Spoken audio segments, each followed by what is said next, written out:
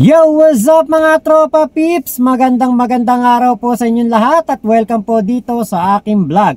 At nako, eto nga po at mainit pa din po na pinag-uusapan sa SOCMED, sa YouTube, sa comment section ang patungkol po dito sa mga sabungero. Ngayon po, eto pong mga sabungero daw po na ito ay di ba nga at nawala, tapos ito daw po ay nandun na sa Taal. Ngayon po, nako, ito po matinding mga revelasyon. Ito palang ating senador, nananalo pa ngayon, magiging senador pa rin sa 20th Congress. Abay tumatalpak, at ito po ay pinatotohanan ni Gretchen Barreto. Ito po yung balita, panoorin po muna natin. Nilaglag na ng aktres na si Gretchen Barreto si Senator Bato de la Rosa na tumatalpak din daw sa gitna ng Senate hearing tungkol sa mga nawawalang sabungero. My gosh, dapat sa'yo game show. Iyan ang tensyon sa pagitan ni na Senator Bato de la Rosa at aktres na si Gretchen Barreto. Naging maanghang kasi ang mga side comment ni Greta kay Bato sa hearing tungkol sa mga nawawalang sabungero. Imbitado sa pagdinig ang kaibigan niyang si Atong Ang. Sabi ni Greta, pasikat ang senador sa paraan ng pagtatanong. Napansin din daw niyang expensive watch na mambabatas. Ang mahal ng relo ni Bato, saan kaya nanggaling yun? Tumatalpak kasi to si Bato na to Bato, ilabas natin yung mga talpak mo kaya. Alam ko, may balance to sa'yo, Kate, no? Kate Villalon. Dininay ni Senator Bato na nagpasikat siya sa hearing. Tinanggi rin niyang parokyano siya ng kahit anong sugal. Pero aminado ang senator na mamahalin ang kanyang relo dahil may K naman daw siyang magsuot nito. Pero si Greta, handa raw ilabas ang ebidensya sa kanyang akusasyon. Kapansin-pansin naman na naka-private na ang Instagram ng aktres. Ayun, so ito daw po nga si Bato ay tumatalpak. Ibig sabihin po nun ay lumalaro. Nilaglag na ng aktres na si Gretchen Barreto si tumataya. Kaya po ito, kumbaga, alam niyo po, napakalalim ng issue na ito ng patungkol po dito sa mga sabungero. At ngayon nga po, ayon kay Secretary Boying Remulla, napaka makapangyarihan daw po nitong mastermind. At ito daw pong mastermind, kahit nga daw po hanggang Supreme Court ay kayang-kaya daw po nitong lusutan ang kung ano mga magiging asunto patungkol po dito sa mga sabungero. Ngayon, kung itong si Senator Bato ay totoong tumatalpak way back noong pang 20 kung kailan siya naging senador, at siya ay isang PNP chief, di ba? Napakadelikado. Ibig sabihin po talaga, ito pong usapin ng mga sabungero na ito, ang lalim ay mas malalim pa po sa Taal Lake. Mas malalim pa po ito sa Taal Lake ang issue na ito.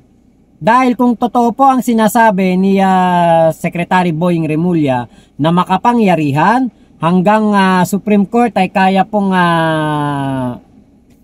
kumbaga ma-absuelto nitong tao na involved, ako po talaga sabi ko nga, napakalaki ng naging kasalanan ng administrasyon ni Digong dito po sa ating mga kababayan. Bukod sa mga biktima ng EJK, bukod sa mga naging kumbaga nalulong sa sugal ng mga kababayan natin, bukod sa perwisyo ng Pogo, bukod sa nagkaroon tayo ng Chekwa na mayor, eto po ngayon. Lumilitaw po na itong administrasyon ni Digong ay talagang naging pugad ng mga sindikato. Kung totoo na si Bato ay tumatalpak. At doon sa mga salita ni Gretchen Barreto na sinasabi niya na meron pong mamahaling relo si Bato de la Rosa, at eto daw pong relo na ito ayon sa mga comment section, nakita ko, napanood ko, nabasa ko sa mga comment section. Naku, galing daw po kay Atong Ang. So parang etong si Gretchen, parang sinisita si Bato doon po sa hearing ng Senado na kung saan eto nga pong si Bato ay parang ginigisa si Atong Ang. Yun pala, parang ang gusto ni Gretchen hindi sitahin, hindi gisahin ni Bato de la Rosa etong si Atong Ang dahil parang ang dating po nakinabang or merong ibinigay etong si Atong Ang kay Bato de la Rosa. Makikita nyo naman po yan. Ito, para maalala po ninyo ang nangyaring Senate hearing patungkol po dito sa mga sabungero na ito. Ito po yung video. Panoorin po ninyo sandali. As Lucky 8, honor of Lucky 8, mamaya sasabihin ko sa inyo lahat to para magaydan lang. Parang ano na ang Lucky 8, parang ginano nyo na guilty Hindi naman trial by publicity, papatunayan ko sa inyo na may conspiracy rito. Okay? Wala kaming kinalaman dyan, patutunayan ko sa inyo ang conspiracy. Tignan nyo muna, sino ang totoong may-ari ng Lucky 8? Ako. Hindi kasi pwede maging may-ari rito ang abogado kailangan dito. Ang kailangan dito, at least may gaming na alam ka, maski sa anong sugal o power ka man lang sa gobyerno. Hindi ganoon. Huwag na tayo magtago sa sa kalokohan. Maging totoo tayo. Gusto ko malaman, hindi ako mahilig sa pera. At huwag nyo nang kawawa naman ng PACOR, kawawa DOJ. Ako makapagpaliwanag kasi gaming, ako mapapaliwanag ko sa inyo. Sinisisi sila, kung talagang guilty kami, kung talagang ititigil ko to, hindi kailangan itigil ang isabong kung talagang kailangan. Kung guilty ako, sasabihin ko sa inyo, kung guilty yung kumpanya namin, pero may papatunayan ko nga sa inyo na may conspiracy rito. Sino may-ari ng Lucky 8? Ako. Pag-aralan nyo may ito. Sino may-ari ng isang kumpanya dyan? The biggest, the longest gaming or gambling lord in the Philippines. Alam niyo na kung sino yan. 30 years na may higit yan. In fact, sinasabi pa niya na hawak niya mga presidente lagi. Sabihin mo kung sino. Huwag kang... Pineda, alam ko, bahala na kayo dyan, kung sino man yan. Sige. At pang may level pa ako. Sige. Okay. Ang isang may-ari, congressman naman, kaibigan ko. Ang isang may-ari, ex-congressman. Ang isang may-ari, mga mayors naman, lahat to, nagsasabong lahat to. At lahat to, for the record, kung may sinasabi ka, mamaya sabihin naman nila ng congressman na nagamit mo itong committee para siraan sila. Gamitin Your mo, Honor. pakisabi na yung pangalan. magkakaibigan kami, magkakilala kami lahat. So, may pangalan ka. Sabihin mo yung pangalan. Well, Para... alam natin ang legality na mahirap patunayan kung sino na. Basta sasabihin ko lang po yung, kasi sa inyo na rin ang galing na meron tayong batas sa sinusunod. Kapareho niyan.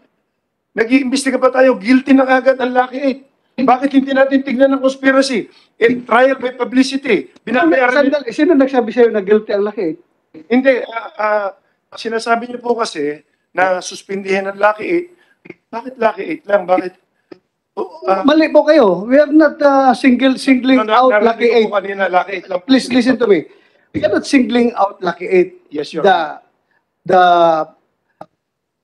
We are recommending for the cancellation of the permit to license to operate of the 7 licenses as provided by PAGCOR. Kaya hindi po single out yung Lucky 8. There is a request coming from Senator Drilon that yung sinabi mo mga pangalan, bigyan mo ng mukha, bigyan mo ng kung sino yung congressman, sino yung ex-congressman, sabihin mo na for the record of this committee.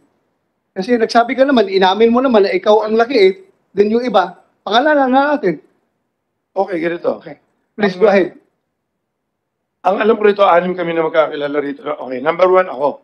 So, number 2, kay Bong Pineda. Number 3, kila Congressman Tevez.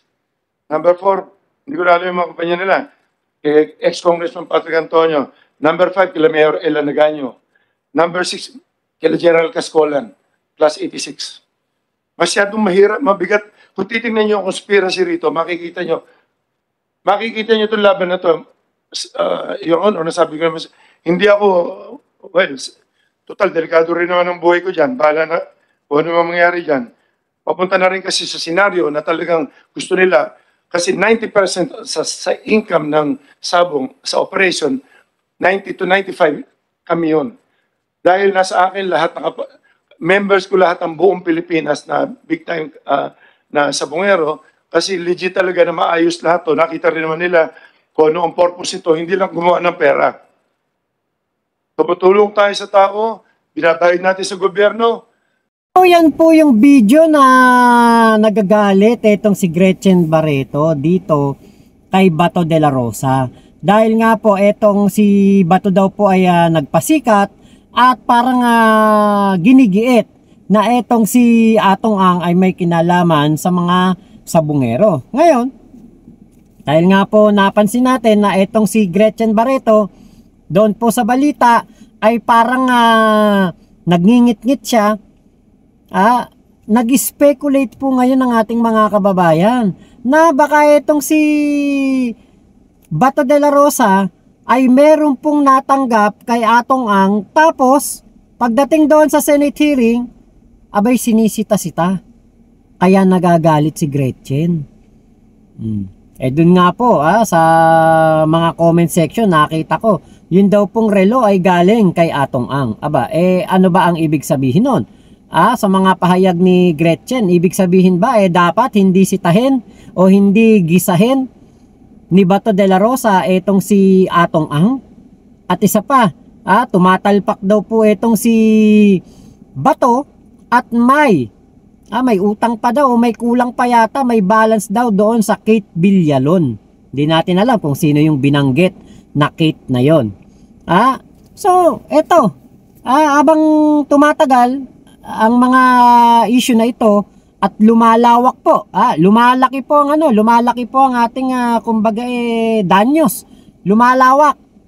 Dumarami ang mga tao po na involved. Dito ko napagtanto, napakalaki po talaga ng ginawang problema ni Digong sa ating bansa. Iniwanan kay PBBM ang mga problema.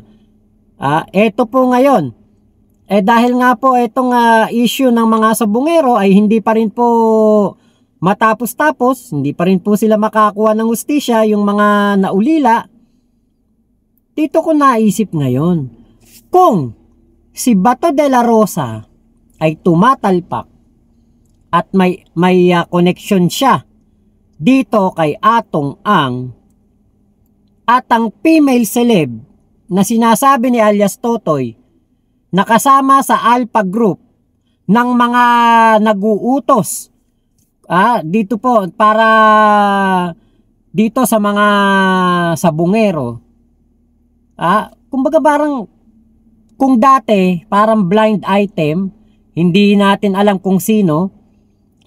So parang dahil nga po sa post ni Bilyonaryo News Channel kahapon na aking na-vlog na nakita natin na si Gretchen Barreto ang tinutukoy daw na female celeb, tapos si Atong Ang nandun sa Senate hearing, nagagalit si Gretchen Barreto kay Bato de la Rosa.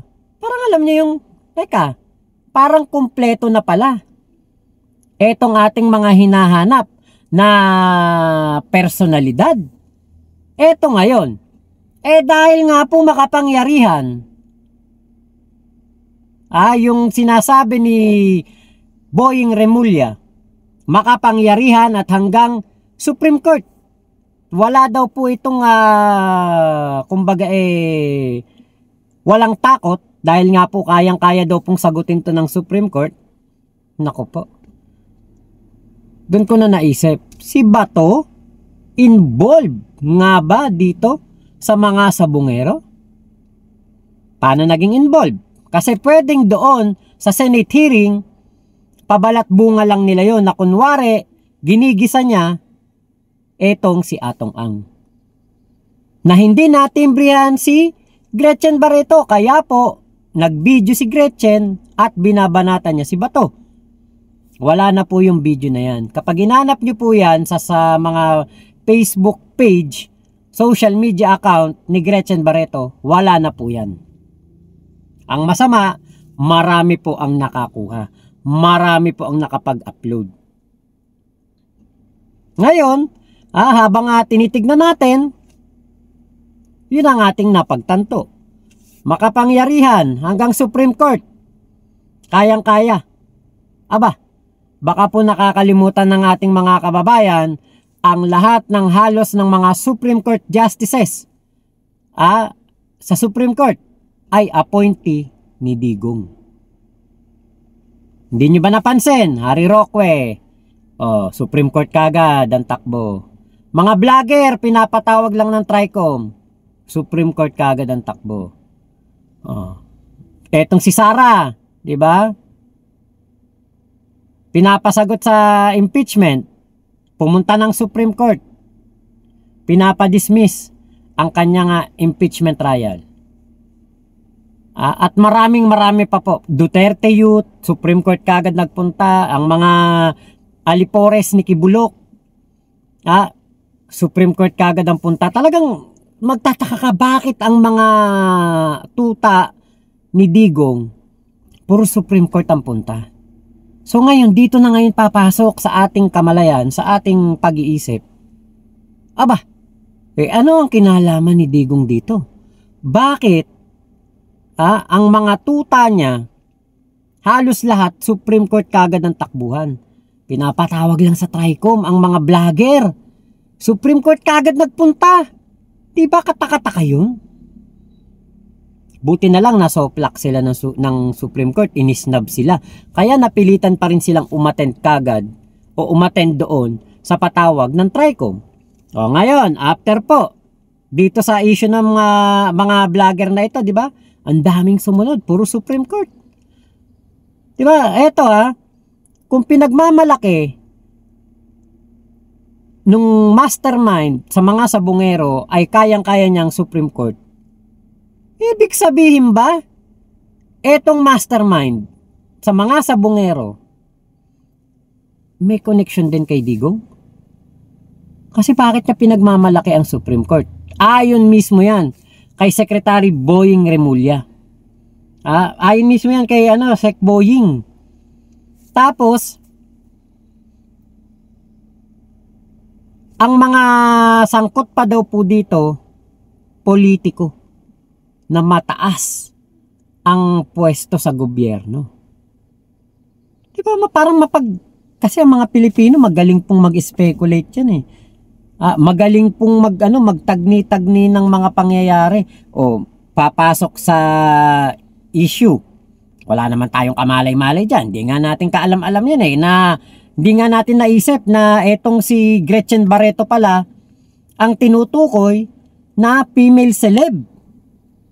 Kung hindi pa natin nakita yung issue ng Bilyonaryo News Channel na tahimik daw po etong si Gretchen Barreto patungkol po sa issue ng pagkakasangkot sa mga sabungero. Tapos biglang pag binasa mo yung comment section, nandiyan na, Atong Ang, Bato de la Rosa. Naku, talaga po palang kailangan na kumuha ng mga magagaling na scuba diver, technical diver, para po makita na ang ilalim ng lawa ng Taal Lake. Kailangan na po talaga. Action na nakagad to. Kasi alam niyo po kung bakit? Napakalawak po pala talaga ng kailangan na hukayin ng DOJ dito. Mga ebidensya na mag-uugnay sa mga makapangyarihang tao noong panahon ng pamumuno ni Digong. Kung talagang tumatalpak si Bato de la Rosa, may utang daw, may balance daw doon kay Kate Villalon. At yun daw pong suot na relo na mamahalin.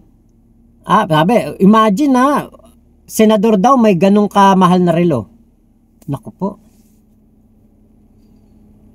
Sa tagal-tagal pala ng panahon, ano? Napaikot tayo netong mga tauhan ni Digong. Pinaikot tayo, pinaasa tayo, na akala mo talaga gustong maresolba ang issue ng mga sabungero noong siya ang presidente at nagkaroon pa ng Senate hearing. Pero yun pala, sila pala ang mga protektor. Naku po, sus Mariosep, diba? Kawawa po talaga ang mga Pilipino nung panahon ni Digong. Kung totoo pong sila'y mga protektor ng mga ganito kalaking sindikato na humantong po sa napaka sobrang grabe na paggurgur. Nako. Marami pa po talagang kailangang gawin ang ating Pangulong Bongbong Marcos para malutas ang issue ng mga kriminalidad na nagawa noong panahon ni Digong, dahil kung kasapakat sila, kung merong makapangyarihan na kaya hanggang Supreme Court ay kaya pong itong resolbahin o mapawalang sala, merong makapangyarihan na politiko po, tumatalpak din, nakakatanggap mula po sa isang makapangyarihang tao, mayaman, bilyonaryo. Nakakatakot po talaga noong panahon ni Digong. Yan lang po ang totoo. So yun lamang po, abangan natin ang mga update dito sa issue na ito. Ingat po kayo, Momo, chup chup. Love you, God bless us all, Pilipinas. God first, salamat po.